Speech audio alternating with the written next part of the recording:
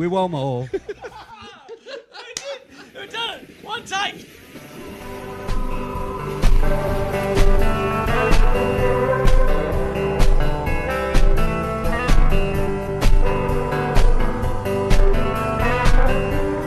I'm Ilana Razbash, and this is Radio Architecture.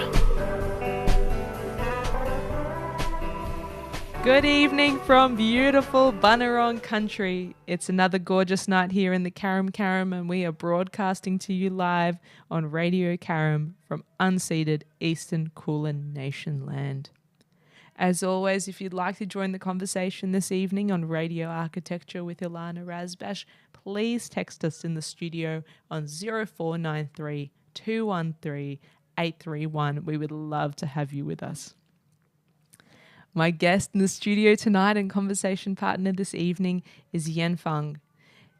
She is a multidisciplinary designer and artist based in regional Victoria, known for her unique approach to blending art and design. With a former career as an automotive designer for General Motors in the US and Holden Design in Australia, Yan honed a deep sensibility of sheer forms and flowing surfaces. Her recent work draws inspiration from her observations of nature and daily life, creating sculptures that balance functionality with artistic expression.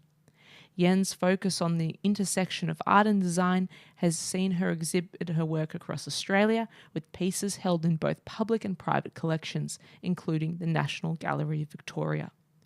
Through her thoughtful approach and diverse experiences, Yan brings a distinctive voice to the creative landscape. And we're so lucky to have you here this evening with us tonight, Yan, and welcome to the program. Thank you. I am honored to be invited for this conversation and excited to talk to you about, my career and whatever I'm creating. You've got such a bubbly energy, so it's so great to have you in the studio tonight. And hello to everyone also watching us on YouTube this evening. You've had such an interesting career, such an interesting journey. Take us back to the very beginning, though. And I want to ask you the question I ask all my guests, and that's, what's your earliest memory of a building or place? So, my earliest memory actually is not really, really young. I think early memory of building in my place? Building or place. Or building or play, okay. So I think probably like 3 or 4. Like I was living with my grandmom in an old house on an island, and my parents had to both go to work. So my grandma having the job of looking after me, and to entertain myself, she's always busy, cooking or washing or whatever, and I always have nobody to play with. And I remember she gave me charcoal, pencil charcoal, and I paint everywhere, the hallway, everywhere I can reach, the whole kitchen, the hallway, up, down, everywhere that I can reach. So I wish I every time I go back to the same place, and I wish, of course it's been painted over, I wish I even have a picture or something of what I did, when I was little. It'd be fascinating to even see what I was drawing. And my grandmom said when I was little, all I care is just to sketch everywhere that I can paint, on the wall, on the floor, and it's making a mess. And she doesn't complain. Usually, people complain, you're making a mess, but she was okay. Yeah, I just wanted to ask. So she accepted that. She saw your creative talent. She saw that as art, wanting to be expressed instead of a naughty child. Yeah, and she was actually proud. I remember she always, you got this section and you got that. And she having a conversation with me about what I was drawing. And I wish, it's a shame. Wish you had a record. Have a record of it, When did you know that you were going to be in a creative profession? I always want to be an artist because I thought, it's kind of fun. What can you do? You can sketch and you can paint and you can create a life from there. It's always, when I was a kid, I always wanted to be an artist. And when I went to school, and of course I'm not the most studious. In other words, I hate study, In China, an education system, it's really rely on memorizing. So you have all these books to remember, exams on I hate. So I'm not the best student when it comes to history, math, or math. Awful. So I just need to pass all the other class. Except when it comes to art, yeah. So it's my outlet to be art. And I remember when I was in China, when you finish the high school, you need to get an exam in order to get the university. Now that it's really, really difficult. It's like here, you got the VCE. VCE Yeah. exam, same thing, and you got to be the top. And you know how many population to get to the top university, you got to be the top 1%, and so, and I remember my mom always said when I was in high school and it's final exam coming, and I remember a few months before that, she said to me, oh, you probably won't be able to get to university because I'm not a hard study student. I don't come home and do the homework much. I always go play. And she said, oh, I don't think you can get into university. And I was really upset. She said me, she didn't think that I could get in uni because it's very competitive. And I studied so hard the whole time. Just to prove her wrong. To prove her wrong. And I go in very high school. I actually surprised myself. And to this day, she never remembered that she said that, Yeah. But I'm glad she did because otherwise... She like gave you the push you needed. Gave me the push that I need. Yeah, so... What course did you pursue? Fine art. Yeah, so I did fine art. Amazing. And that was in the 90s. So when I did my fine art, it was great because in the 90s, the education in China, I don't know, changed much. But I know in art, we had to copy, a lot of masters. Real classical training. Classical training. And it's training your hands. The hand can listen to your thinking, your eye. And we had to copy all these master impressionists and masterpieces and stuff. And when you're copying, you actually learn how the color comes about and how you make that certain effect. It was quite useful. Yeah, even though it's not as creative per se here, but I did learn a lot.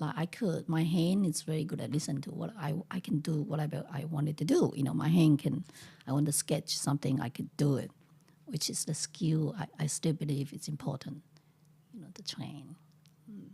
Is that your advice for the future generations?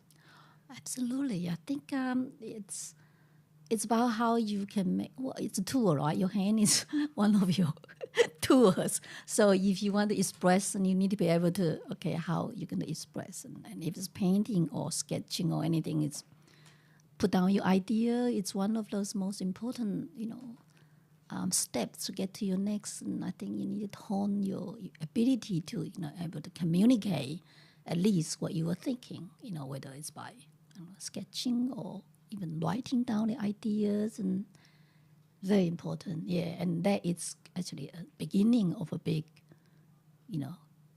as sometimes when you are putting down your ideas, sketching, it grows on you. So it is very important to have that skill, I think. How long into your creative practice or your training or artistic training until you started finding your own style or your own marks that felt authentic to you? I don't think I ever... Look, for me, I don't think I have a style in terms of art, or my art practice is pretty much serve a purpose. Like in the past, when I wasn't an artist, when I was doing fine art at university, I was doing lots of copying, and then we had to have topics of certain things. We had to create an idea, a theme, and then we had to create something to it. So it's delivering requests of a topic. We have to create something. So I don't think I have a certain style. It's just a function of delivering or making a project. And actually, in fact, to me, that's design, isn't it? It is. It's delivering a project based on certain requirement, and that kind of naturally when I came to Australia, when I finished my fine art degree, and I came to Australia to, in the end of 80s, early 1990s, China was just open up, and the opportunity to come overseas to And for me, it was that when I just graduated, I thought, what do I want to do? And it happened. My auntie, she's a very successful businesswoman. She had a big business in Hong Kong. And when she came home to visit us, and we didn't have any money to go anywhere, and she was saying, oh, you finish your high final, what you going to be? And I thought, I want to be an artist. She goes, well, in China, artists, as we all know, at the night, it's difficult. And I said, oh, it'd be nice to go overseas. And she said, well, where you want to go? And I thought, because when China was open, we got lots of American movies. And I thought, I want to go to America. It's freedom, it's fun, you can do it. At that time, it was quite difficult going to America in terms of visas and process. And it happened to have, we have a distant relative that she studied already in Melbourne, in the Cho University, and in a language course. And my auntie said, well, what about if you come to Melbourne and then we know somebody, a distant relative, and she can help you, and then maybe you can just go to Australia. I thought, here, fine, everywhere outside China. You're like, anywhere, I'm ready. I'm ready, great, And so I applied for language course and came to the Cho University for, 6 months language course. And it was, and my parents, my mom was so concerned, we didn't have any money. I remember when I came here, my parents sell everything, variable they have all the money, they get together $1,000, was lots of money. And I never worked. I just, high school, university, I never had to work. I had no idea about value of money. Anyway, all the savings, she gave it to me and said, that's the money, and you take it, and that's your starting your career. And then my auntie would pay for the course, the language course and accommodation the first 6 months. And here I come. And so it was it's a big step. But when you're young and naive, you think it's all fun. Yes. I don't care. It's fun as long as I come here. And it was very difficult at first. Very difficult because in the university, we do have to learn English in university. And I remember I always run away from the class. I always sit in the last. I hate language because to me, it's not fun, And I never expect I was going to go overseas. So every class, I'll sit on the back, and there's a chance we run away just to pass. And now here I am. I had to come to Australia. I had to learn English. It was awful. 6 months was so hard because I didn't have a very good.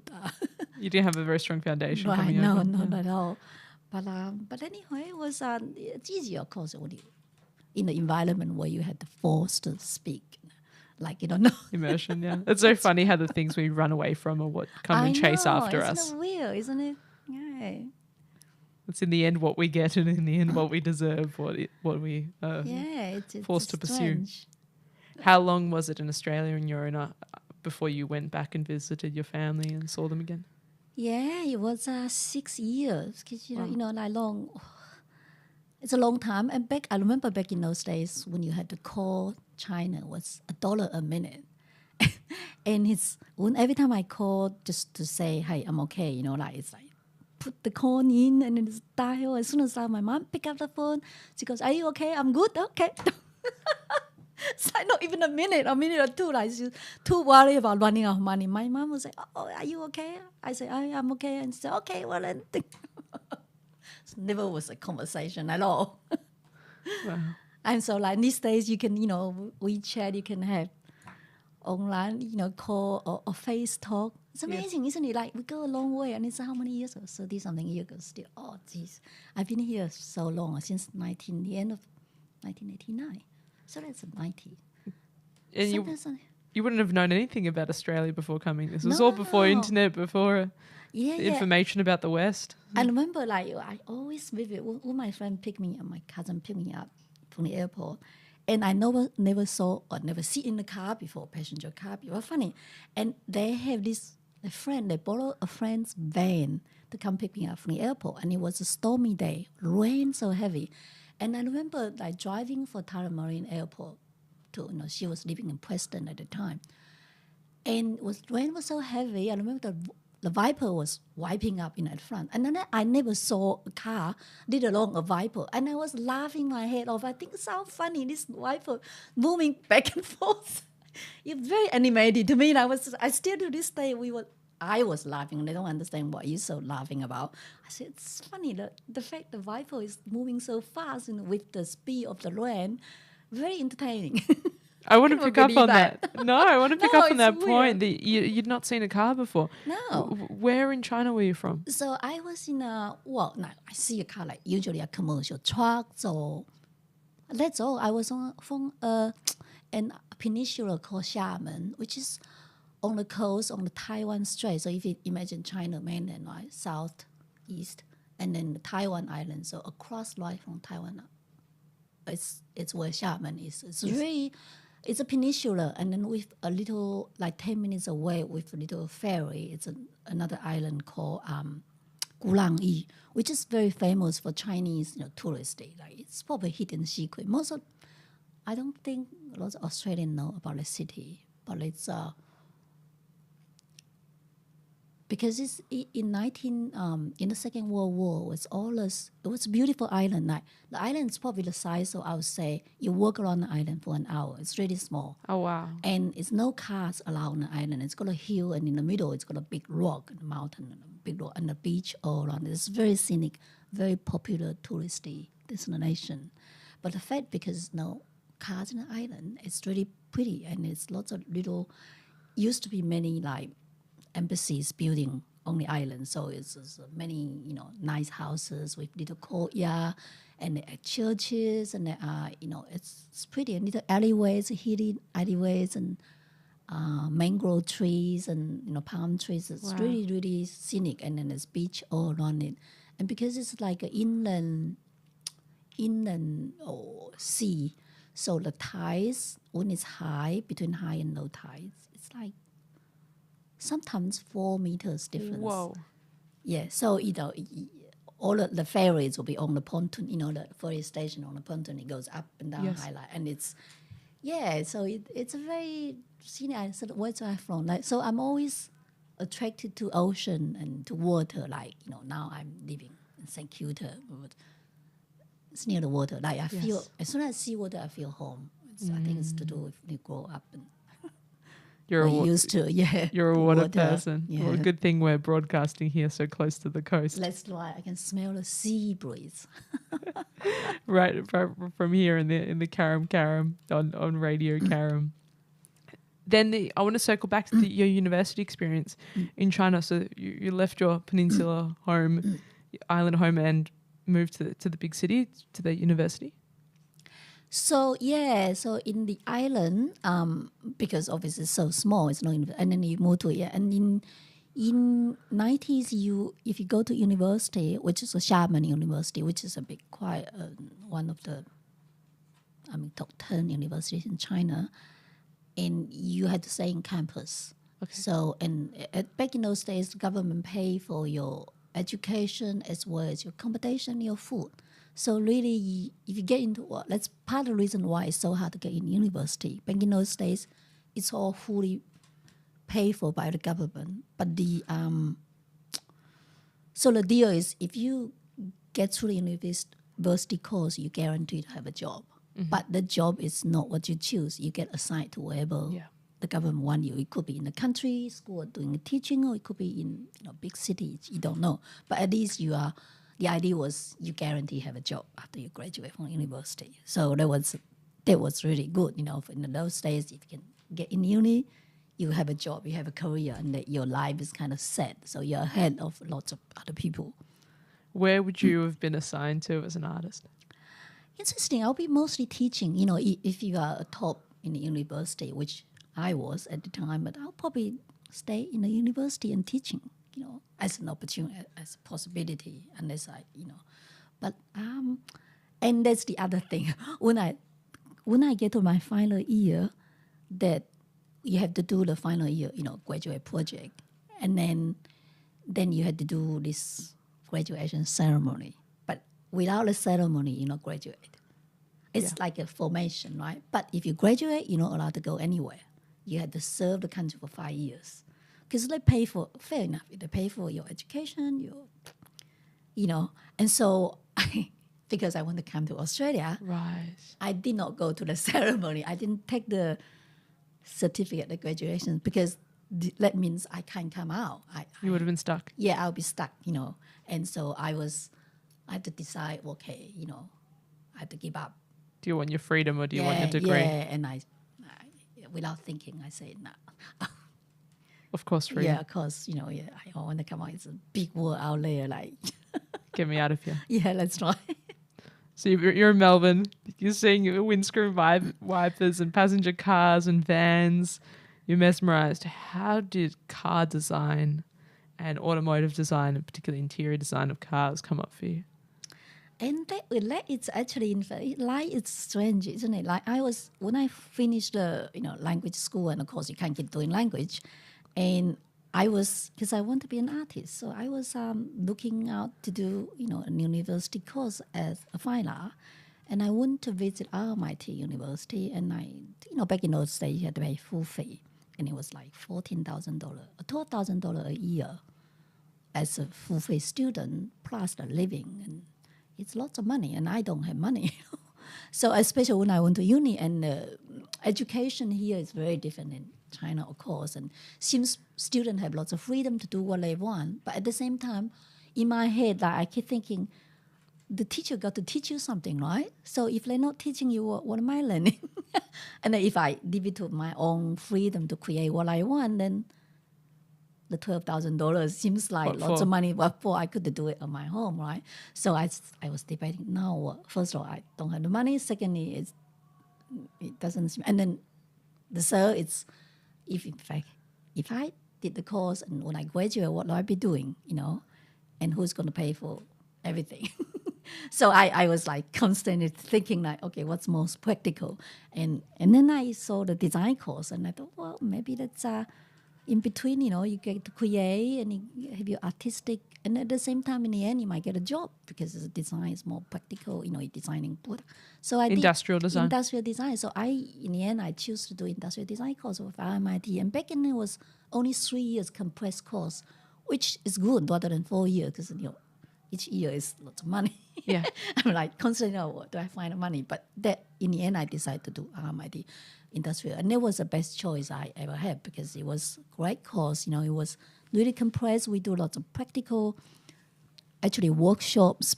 You had to learn all the machineries, foundries, all the different machine and building models, all those skills that you need as a designer, you need to know, even though you probably not, as a designer, you design, but you need to know the process, you need to know what can be done, and then all the different materials, the characteristic of material, and how you put things together. All those really practical information is taught, and you actually have to use machine, and that has limit. You really, I think it's so important. So as a designer, it's becoming hands-on. Like the way they teach you is you not only create or draw your ideas, you have to be able to make your model, and in making it, you understand the limitation of certain things and what can be done, and then you can explore different material possibilities, all in the same course. And of course, they have creative workshop where you can go wild and design something totally out, blue sky.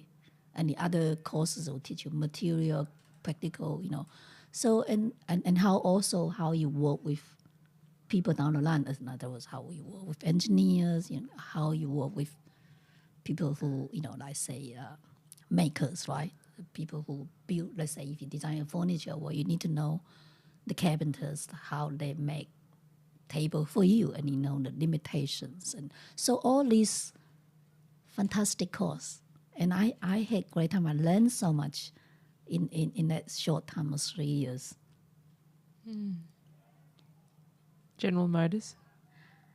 And how I get into car design it's a reason because when industrial design they teach you everything, and it's only 3 years, so they teach you anything from furniture, basic design. They all design principles, whether it's a car, whether it's a furniture or light. So really, it's a terminology difference, but the method is different. But the design in general, it's the same, It's, the universal approach. Yeah, approach and how you approach a project, And the final year, you as a final year project, you get to choose a specialization. So if some people are really into lighting, so they can choose lighting design. And then someone is living into white goods or furniture. And in the final years, before I choose which subject to do, I run into one of the... So in RMIT was, at the time, was really focused on industry engagement. So they have lectures from industry. So at that time, we have this chief designer from Nissan, and his name is Wayne Draper. He's one of the really great designers. And he came and teach us the class. So he was running the car design studio, and he was trying to get students, to sign up to his course, his final, final year course. And I was running to him. He was doing a sketch showing like demonstration how to sketch cars, and back in those days, pastel, like All by hand, pastel, yeah. all by hand, vellum paper. You can see fantastic and beautiful sketches. And I was like fascinating. Wow, and the car looks really good. And I was watching, and he goes, oh, well, you can join, you can pick this course, and I can teach you how to draw beautiful cars, and you can be a car designer. I thought, wow, I don't even know cars, but sure, it looks really good. Why no? And I can, because I can sketch. So to me, it's an easy transition, even though I don't know much about cars, but hey, you can see cars on the road. And that was really fascinating. And he's telling me, in the car industry, it's all male, as we know, even now still. Majority are male designers, engineers, or all male, because men love cars.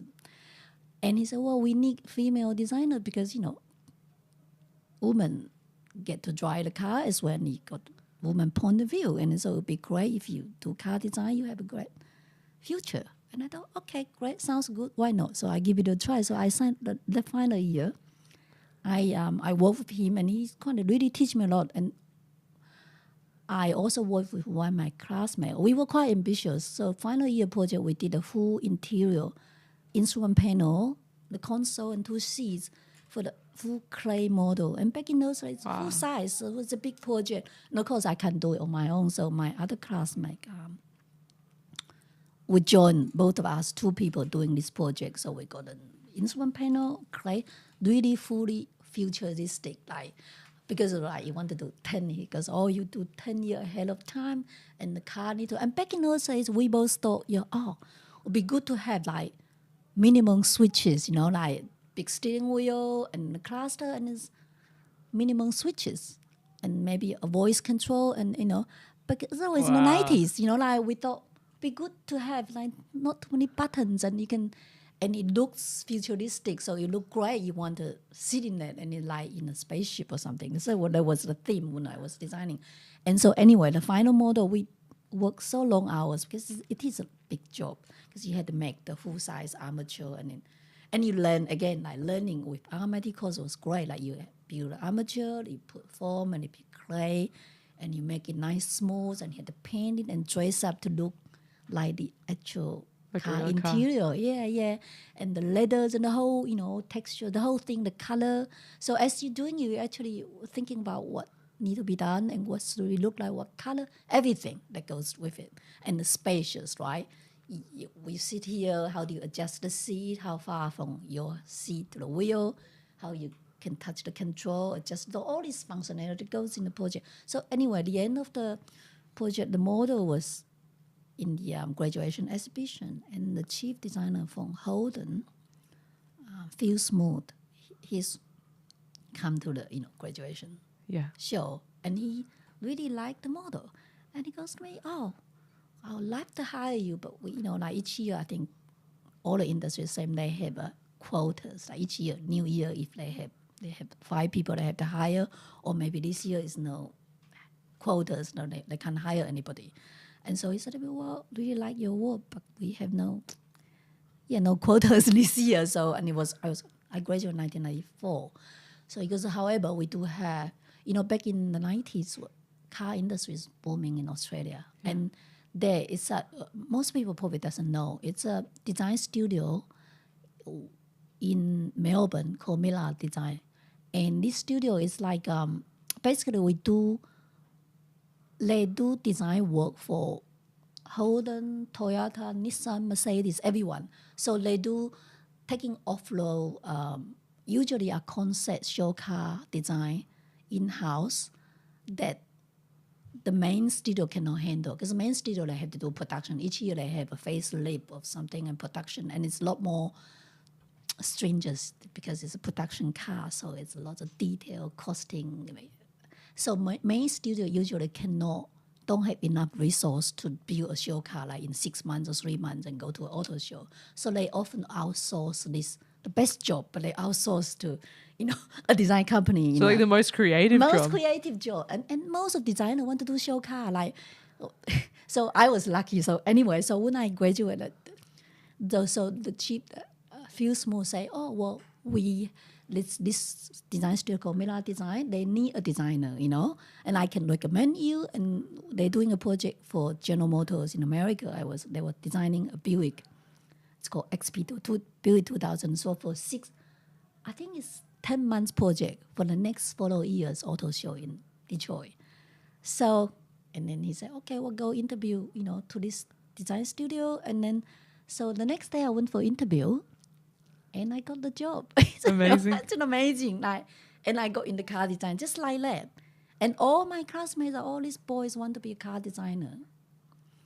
And who knows? They didn't know that they can't believe I got the job. What about your classmate who did the project with you? Did he get hired? No, he didn't. So he wasn't happy about it. Marcus, he wasn't happy about it. But actually now he's in the car industry. But the long story. But yes, many... in the same class, everybody, all the boys especially, want to do cars. Car design is cool. It's wow and whatnot. But yeah, lucky me. Your unique perspective was valued and needed. And yeah, for sure, because I think, of course, initially I was so intimidated going to the studio. Oh man, the whole studio is 30 different, and because it's a small design studio, they do contracts. So if you got a contract from Ford or Holden doing a show car, and all of a sudden you need 40 people, you get contractors all over the world coming to the project. And then after project, then all go. So the studio is quite, expanding from a small studio to a big studio, depends on what project you got. Anyhow, when I went to the first day, when I go into studio, and my boss showed me around, this is this and that, and it's all these men standing around. Like 30 was a big clay model, and they were looking at this girl. It's coming to the studio, and she's supposed to be a designer, and I was so intimidated. I was even scared of even looking at them. How did you overcome that? How did you find your confidence? Well, it took a little while.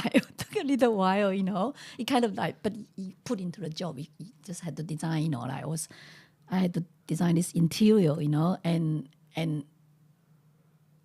our requirements, you got the cluster, IP, and of course initially I didn't know what to expect. I just looking at all the other cars, what they have and what's needed and stuff. And at the time I do have an older, a senior designer, he helped me a little bit, of course, and to get into it. But I was, you had to do it. You have to take that leap. You have to have faith and trust yourself. yourself. You just have to trust yourself. You had to deliver, sketch this IP, wheel, whatever.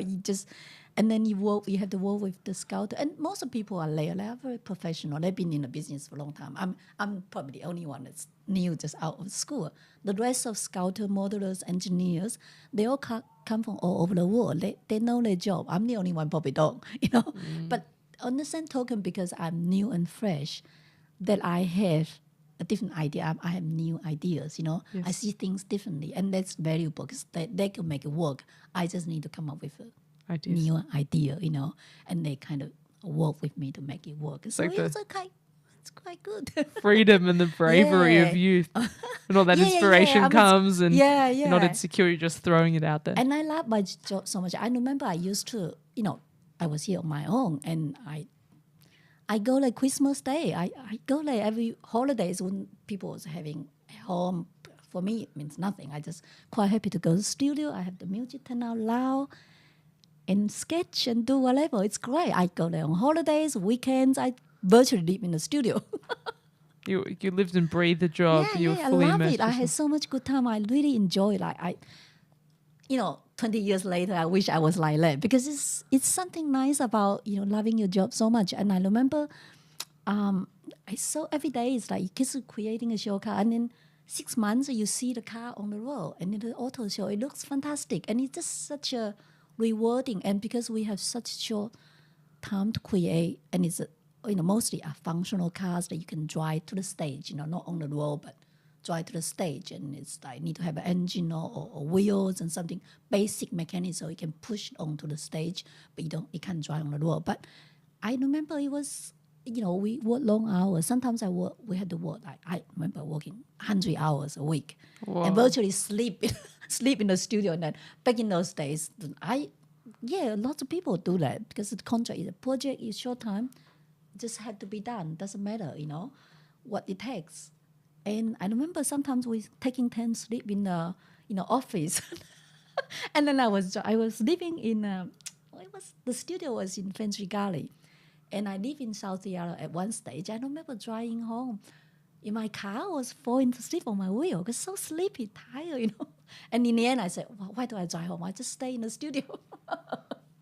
But I was really happy. I really loved my job, and it's nice. Like later on in my career, I wish I was, having the same kind of Energy. energy and the same kind of enjoyment with work. Because after a while, you get a bit jaded, but not jaded, but then it's when you, So it's another story. You start recognizing the exploitation for what it is. Yeah, It's not fun anymore. It's just exploitative. yeah, and you have a different, it's not fresh, and you deal with other politics as well. So it's different. When later in my career, I become design manager, and you're not actually creative anymore. You basically manage people, manage project. It's a different job altogether. But How long was it before another woman joined you in the studio?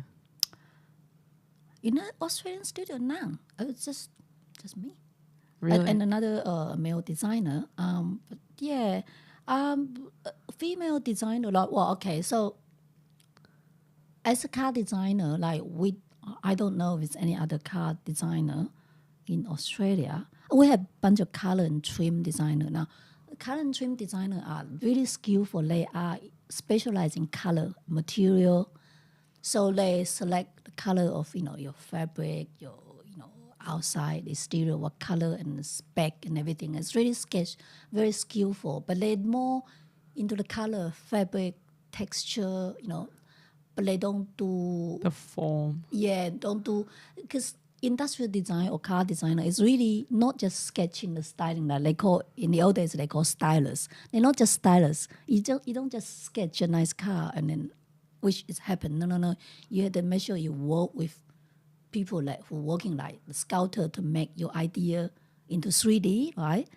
And then you need to work with the engineer to make sure what you design is achievable. Package the engine, the tread, everything, and aerodynamic, lots of specs to control what you can design.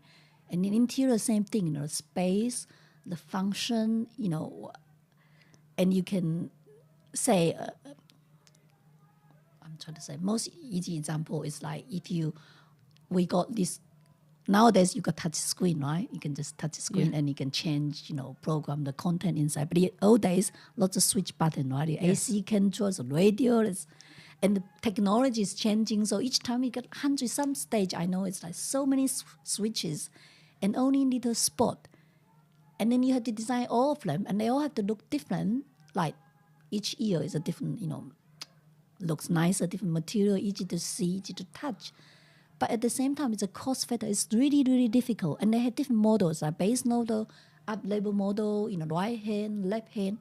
The most complicated thing to design is the car interior. We've just had a text message come in, and it says, "Hi Yan, what's your most favorite car that you designed?" My most favorite car I designed. So this car I designed, it's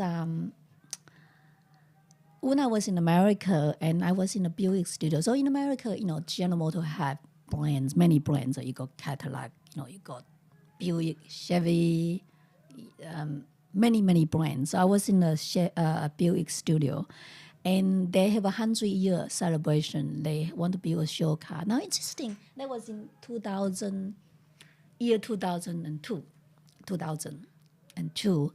And they have this 100-year celebration. So they want to do, back in those days, there isn't such thing as SUV.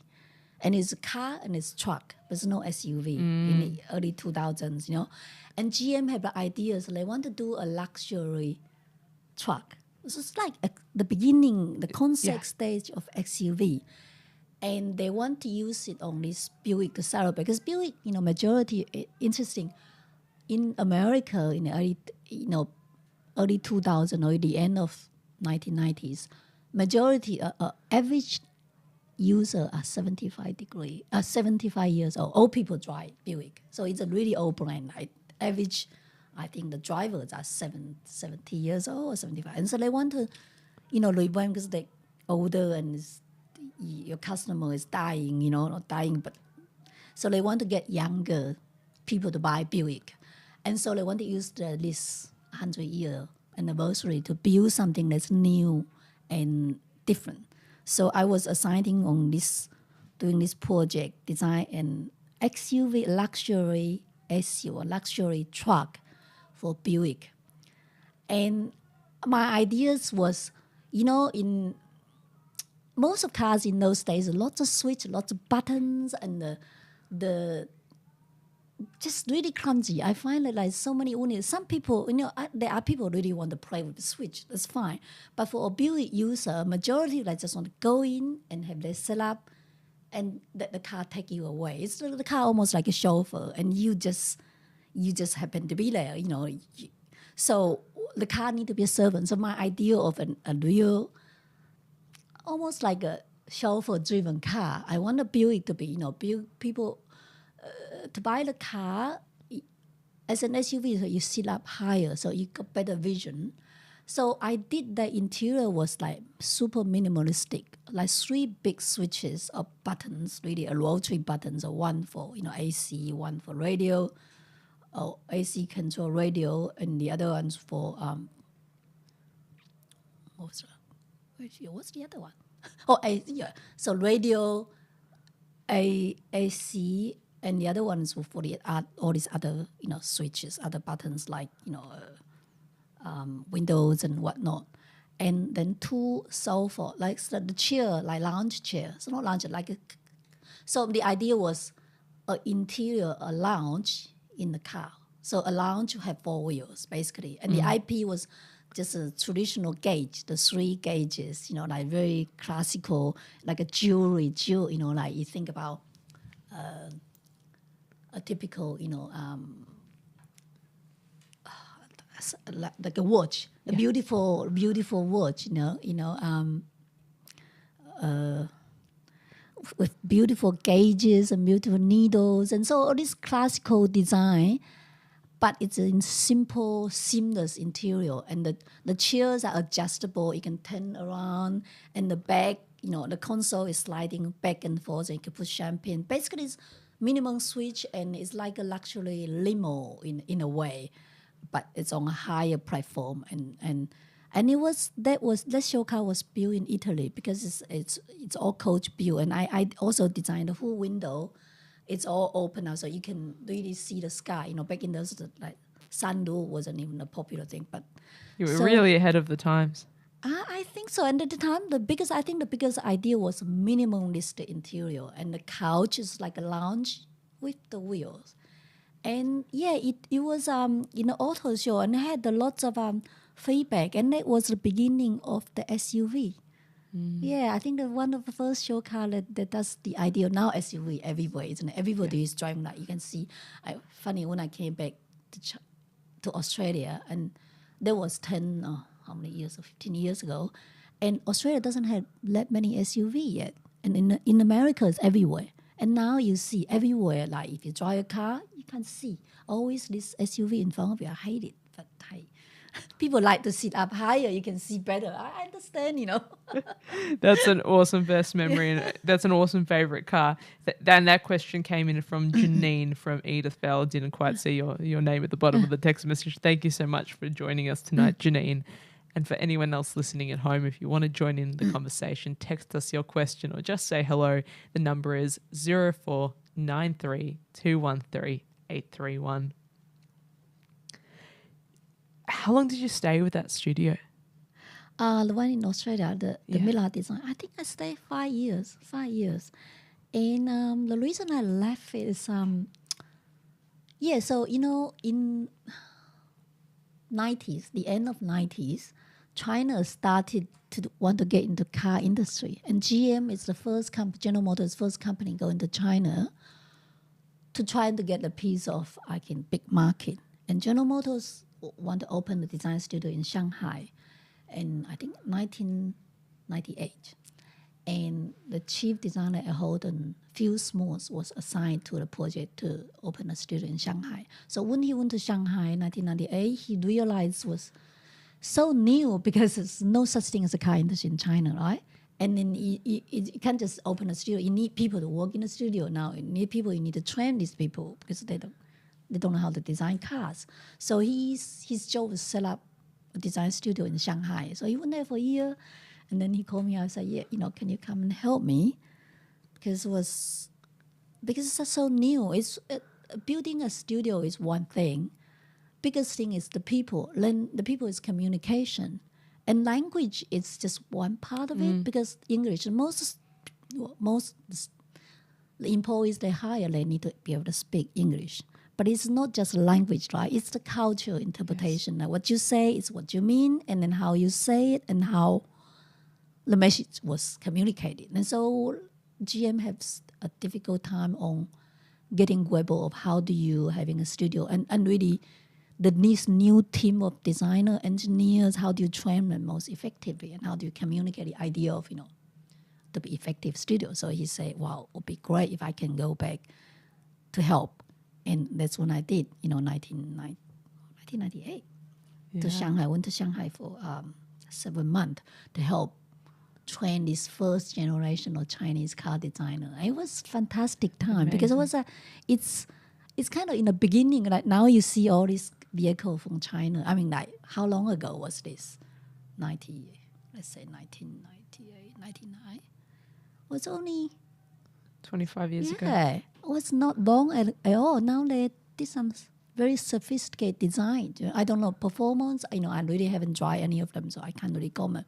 But they have beautiful design, and very sophisticated. But such a long way, 25 years isn't long in the car. You think about, but I guess they are stepping, on all the learnings from West, and then they stepping on top of higher platforms. So, but anyhow, we did a project. So best way to train anybody is on the job. And GM has, back in those days, they have the idea of, since they thought, well, China, labor is cheap. If we can build a vehicle fully handmade, they would be great, So they have lots of R&D project. And GM, obviously, it's a big company. They always have different R&D project. One of those was say, well, what about building a back-to-basic vehicle, metal frame with fiberglass bodies. And then the first show car ever was built in China. It's called Qilin. Qilin means like a phoenix. It's like a dragon kind of thing. But that project was the first show car. It was built in China and fully done by Chinese and engineers and designers, because we were training them on the job. So we will have, the brief saying this vehicle had to be most back to basic, the instrument panel, the seats was basic, wire metal frame with fabric foam on top. So how you can build a vehicle most basic. Yeah. And not too much features, but take you from one to B. And it was interesting. And all this, the designer, they all graduate from, industrial design background or architect background. And the modelers they are ceramic artists, and they are sculptors from university, and then engineers, of course, mechanical engineers and whatnot. And and they're all just new from university. So it's an exciting project, because it's a car. And again, back in those days in China, they only have taxi. And taxi were the old, VW's old production line. They sold it to China, and it's really backseat, really old taxi. And it's only like commercial vehicles, the taxi. I guess most of the designers that we work with and I train, never been in a car. or not even in the taxi before. And so here we got this team of young designers, like 30 or something of them, and never drive a car before, never. And they have to design one. They have to design one. So it was the first challenge. We have to hire lots of, bring in lots of cars for them to just, well, they can't drive, right, obviously. So we have space in China, like big factory space, like big car park, and then all these different cars for them to, try it out as it's inside, outside, it's really interesting. Feel that experience for the first time with that same wonder of your windscreen wipers. No. And it's funny how that, comes and back. Here I was training all these designers, and one thing about this, because it's no preconception of what vehicle need to be. Like here, you got this, it had to be this, had to be that. But in there, it's just a transportation. Something you sit in, get you from one to B. And that's a fundamental difference for, I think, Chinese market or designers are different to here. It's, you don't have preconception of what a vehicle need to look like, or, you don't have that. And I think it's a good thing sometimes, it doesn't frame you to a certain way that you have to do certain things. It's just other than, the criteria, of course you got to have headlight, the wheels and the engine, you have to package the whole aerodynamic, all this stuff. It's enough criteria layer to say connecting the dots. But at the same time, because you don't have the preconception of what something need to be, and you free up your space for design something that's different, even though it's That's a really important point. I want to pick up on that. If you don't have preconceptions of what something has to be, you create space for that design possibility. And it open up a new potential idea. And even the way they work, like General Motors are very big at creating process. So I know later on I went to work for GM for 10 years in North America, and they had the whole department, people creating process. How do you design a car? And it's a handbook. You do this, you do that, so many different criteria. So like, I think most people wouldn't know. Like, you think design a car is so wild, so fun, so, none of that. You're connecting the dots. You get all these criteria, packaging of the engine, Design is rigorous. Yeah, and then the aerodynamic, and you have to, like, the hood had to be so high, the headlight had to be so big, and you can't have sharp corner. You get all these millions of criteria. You really are connecting the dots. And I always have that. I don't normally talk about cars with my friends because they always say, how come all the cars look the same? I say, yeah, because there's so many requirements it had to be, and there's a cost factor, and they want to use existing parts. That, every time you create something new, it's a cost. So it's a most challenging. I say, if you're doing an industrial design, designing a car is the hardest ever job you could ever get. Is designing a car. Because imagine, like, how many 100 parts in the inside of the car that have to come together, and they all have to function. They all have to, cost driven. They have to look good. They all have to look harmonious. They have to look seamless, and they all have to be going away, like, doesn't jump at you. All these requirements, all had to be done by some people, and usually one or two people in the design team that design the whole interior. Not lots of people, like the designers. And then you had to work with the model that who make all this, the model, and then the engineer who, air conditioning, engineers, cluster engineers, seating engineers, the shifter engineer, everybody. So you had to work so many teams of people, and to get your vision from a sketch, 2D sketch, into a 3D, to actually produce on the production line and coming out in the end of it's lots of work. I usually get really bored at the end of production when I design. Well, majority of my career I was doing show cars, but in the end I kind of want to do production car, because show car is like $2 million, you do a beautiful car, but they are a show piece. It's like one-way pieces that you can't really produce them, right? Because cost is no constraint. They need to look good, and they don't need to be drivable. So therefore, it goes nowhere. After a show, most of them they ditch somewhere else. So sometimes I don't feel like I have satisfaction. I want to do production car. At least I can see, hey, I designed this car.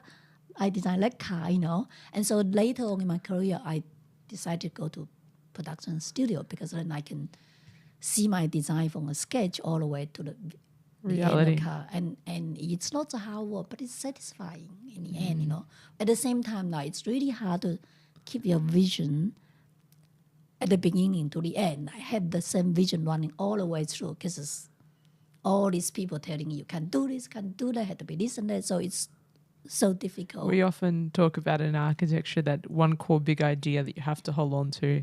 Yes. Whenever it takes away all your money, what's your core big idea? Because architecture is about ideas.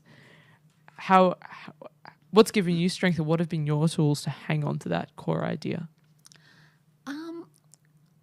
I think depends on the project. Like, if I always believe like interior, the priorities are very different. Designing interior than as you designing exterior, because interior is all about, like, if you imagine if you're living in a bedroom and it's all this different color, all this stuff, you can't feel calm. Like, I always feel like you need to design an interior like seamless and it disappear, make you feel comfortable but harmonious. So my interior that I design, I always make sure that it's nice when you look at it, but when you sit in there, you feel calm and relaxed. Not too many things for you to, like juggling, or where's the button, this and that, and the color jumping on you. It gets tired. Like, if you have a red inside or red bedroom, I feel after a while you get pretty tiring. So color had a lot to do. And the material, the feeling of you. When you get in the car, you touch, instrument panel or the doors and the seats, you got a nice texture, like feel, and the color need to be calming, and the control need to be easy to get to. All this stuff to me is really, really important. And of course, the big theme need to be like not too, styling cannot be the number one. I guess it's no different. Like, I think exterior design, we usually buy a car, we thought, oh, it looked really great. And it's important, right? Because that's like, it's your dress. The first thing, I always see, this car looks great. But then after you buy the car, you sit inside all the time, right? So you spend most of your time inside. So that inside had to be comfortable and had to function well. So that's one thing that in all the project, I want to make sure that all the interior I design, had a good function as well as aesthetic. And that they're both very important. And the biggest thing is how, I think a good designer is the one who can communicate with people, from your customer to the people who you're working with, to deliver your vision. And if you can't do that, then you can't get your vision through. Many designers can work their whole career. They can point in at one car or another saying, this is my car. Because many of them could stuck on the project just designing something, little. So I guess in my career I was quite lucky. I had enough exposure to different things. What's your advice to the next generation of creative practitioners and multidisciplinary designers such as yourself? We've spent the majority of this conversation just looking at the time, talking about your amazing career in automotive design and really very much effectively one of the only women in car design. In Australia, so in America, there's many car design, female car design, but Australia, I think, unfortunately, is very small. Very few. Yeah, small market, small customer. Especially with the change in the downturn in the automotive industry in Australia. What advice do you have for young people, especially industrial design students? Well, I think with design, it's because it's not an art. An artist create art for yourself. Design is really about how you deliver an idea based on a brief. Right? Yeah. It's servicing a problem. Yeah, servicing a problem. And then most important skill a designer can have is really how you communicate your idea and how you, in fact, not just communicate, how you can convince others to share your passion. So your vision, how can you make people share your vision? And then they will do it for you. Because they take a long time for me to learn that. It's not about your idea. Sure, you do have an idea, but mostly if people can understand what you're trying to get to and they can be part of it, and then they're a lot more involved. If they have some part of ownership on your idea and they convince this is what they want as well, then they will come forward. Absolutely. Yeah. That's such a fantastic point. Yeah, and it's so important. In the beginning of my career, I didn't quite understand. Later on, I realized you just need to let them do things for you. There's no point in saying this is what. No. It's what they want as well. They all want the same outcome. It's just how you convince them this solution is the best for everyone. Communication. And communication in how you can best convince them is their idea, not yours. I think that's easier. Once the thing is their idea, then you don't need to work and they'll do the job. Amazing. I love this. So many lessons, so many incredible ideas in this conversation, but I'm mindful of the time and I have to ask my last question. And that's, what gives you hope? I think hope is something it's within every one of us, don't you think? I'm always hopeful. I think hope is something that's, in fact, everybody should have hope. It's natural, to be hopeful for life. I hope it's a great weather. I hope tomorrow comes great, I think hope is a human... It's a human condition. It's a human nature. Condition, yeah. And it give me hope. It's like when I get up each day and it's beautiful blue sky and, I go in the bay, have a swimming, it's beautiful water. I'm happy and I'm hopeful, and I always think that, I seize the time now and so much I can do and I can contribute. So let's hope. And if I can, the day comes out, if I been productive, make somebody happy or create something that I'm enjoy, that's good enough. Amazing. Thank you so much for this awesome conversation. So great to have you on the program, Yan. Thank you. Thanks for joining me for another evening of Radio Architecture with Ilana Razbash. This live show was broadcast and recorded in the Radio Karim studio on Bunurong country. You can replay the show wherever you get your podcasts. Thanks for tuning in and supporting community radio. Take care. It's Nina and Amla on Radio Karam. Listen to the music they're playing for your ears. So tune in to Radio